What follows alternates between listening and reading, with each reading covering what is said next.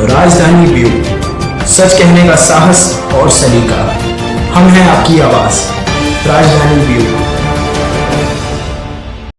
में माँ अहिल्या की नगरी में आया हूँ। मुझे इस बात का मन में बड़ा गर्व है कि अहिल्या माता की नगरी से बीते समय जब कैबिनेट के निर्णय हुआ था और हमने कहा था कि हमारे राज्य के अंदर जो धार्मिक स्थान है वहाँ हम शराबबंदी करेंगे। मुझे इस बात का संतोष है कि कल के बाद महेश्वर, मंडलेश्वर, ओंकारेश्वर, पन्ना, ओरछा, उज्जैन ऐसे 17 स्थानों पर शराबबंदी लागू की है। कुल मिलाकर के शराबबंदी तो पहले भी थी, लेकिन उसकी भूमिका परिसीमा स्पष्ट नहीं थी। हमने परिसीमा स्पष्ट की। मैं मान के चलता हूँ कि अहिल्या माता की कई सारी प्रेरणाएं हमारे लिए काम करती हैं। उन प्रेरणाओं के आधार पर हमारी सरकार के द्वारा जिस प्रकार से काम किया जा रहा है, उनके निर्देशित काम की प्रेरणा अगर कोई है तो अहिल्या माता है।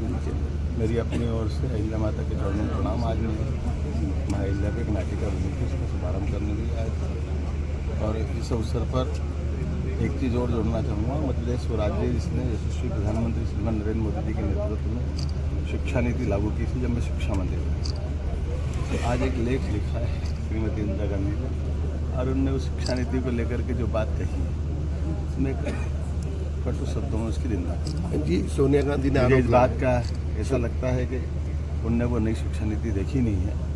हम अपने अतीत के ऊपर गर्व करना चाहिए। उसको अगर कोई अतिरंजित का बात कहता है या वो कम्युनल बात कहता है तो कम्युनल तो वो थे।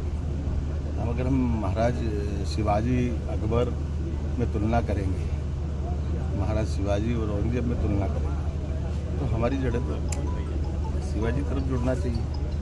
हमारे देश के जो नागरिक हैं उनके प्रति भाव होना चाहिए। ये रहीम रसखान का भी सम्मान करता है, अच्छी बात है, लेकिन रहीम रसखान ने यहाँ के भगवान कृष्ण की भक्ति गाई है, जड़ों से जुड़ने का प्रयास है। लेकिन वो शासक जिन शासकों की भारत के प्रति कोई लगाव नहीं, ये उसी प्रकार से जैसे अंग्रेजों का है।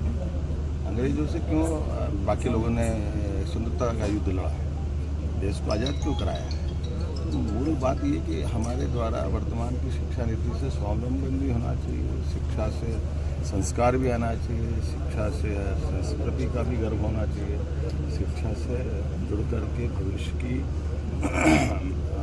लंबी छलांग भी लगाना चाहिए। और अतीत की गलतियों के आधार पर जो देश गुलाम हुआ था, उन सारी बातों से हट करके बात करने की ज़रूरत है। मुझे इस बात का संतोष है कि नई शिक्षा नीति के माध्यम से जो 2020 में लागू हुई वो सारी बातें जोड़ करके करने का प्रयास किया। सोनिया गांधी का ये कहना है कि राज्यों से सब्सक्राइब करें, बेल आइकन को टच करना ना भूलें और अंत में शेयर कीजिए। Thank you.